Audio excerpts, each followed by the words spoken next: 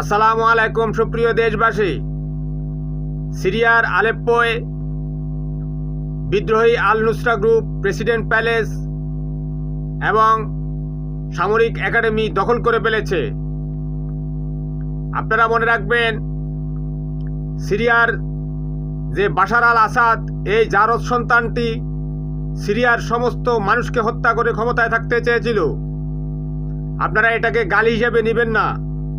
পৃথিবীতে মানুষ হত্যা করা হচ্ছে সবচেয়ে বড় মহাপাপ।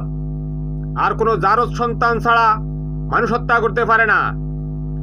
এই বাশার আল আসাদ সিরিয়ার সমস্ত সামরিক বাহিনী, বিমান বাহিনী, নৌবাহিনী, পুলিশ বাহিনী সব অস্ত্র তার দেশের মানুষের উপর ব্যবহার করেছে। আর এই জারজ বাহিনীগুলো নিজের দেশের কোটি কোটি মানুষ হত্যা করে একমাত্র বাশার আল আসাদকে ক্ষমতায় রাখতে চেয়েছিল, কিন্তু তা